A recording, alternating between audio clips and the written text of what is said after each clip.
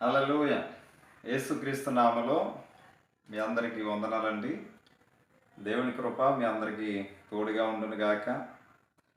ఈరోజు అబ్రహాం గురించి రెండవ మాట మీతో పంచుకుంటా ఉన్నాను. రెండవ భాగం.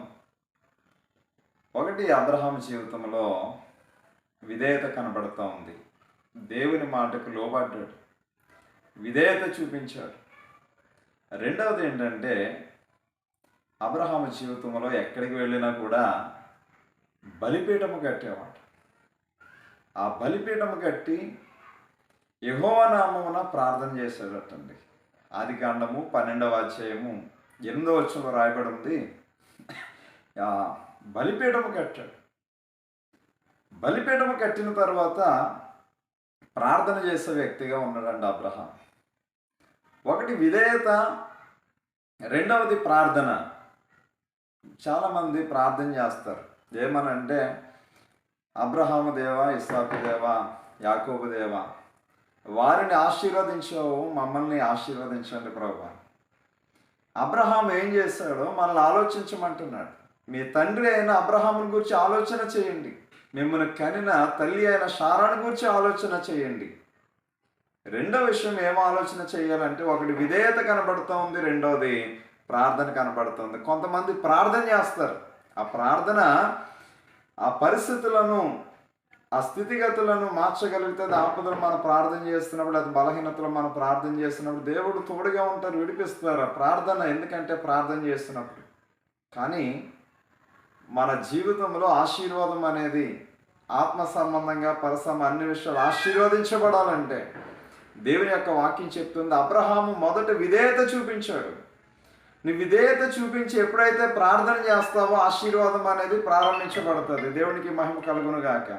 ఒకటి విధేయత, రెండవది ప్రార్థన. అబ్రహాము ఎక్కడికి వెళ్ళినా కూడా ప్రార్థన చేసే వ్యక్తిగా ఉన్నాడు. దేవునికి స్తోత్రం. ఒకటి విధేయత, రెండవది ప్రార్థన. ఎందుకంటే అబీమెలెకు రాజు గెరారు దేశంలో అబ్రహాము నివసిస్తూ ఉంటే,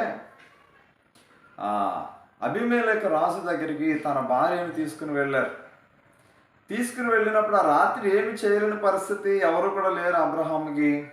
కానీ అబ్రహాము ప్రార్థన చేస్తూ ఉండవచ్చు. కానీ ఆ రాత్రి దేవుడే వెళ్ళాడండి. అబీమెలెకు రాజుతో మాట్లాడుతున్నాడు. ఆమె నిమిత్తము నువ్వు చచ్చినవాడు సుమ అంటూ ఉన్నారు. దేవునికి స్తోత్రం. దేవుడే మాట్లాడుతున్నాడు. నీవు ఆమె నిమిత్తము నీవు చచ్చినవాడు సుమ. చూడండి, ఎంత అతడు ప్రార్థన చేసే వ్యక్తిగా ఉన్నప్పుడు, హల్లెలూయా, దేవుడే మాట్లాడుతున్నాడు. దేవునికి స్తోత్రం. వాక్యం చెబుతా ఉంది, అతడు ప్రవక్త, నీ కొరకు ప్రార్థన చేస్తాడు.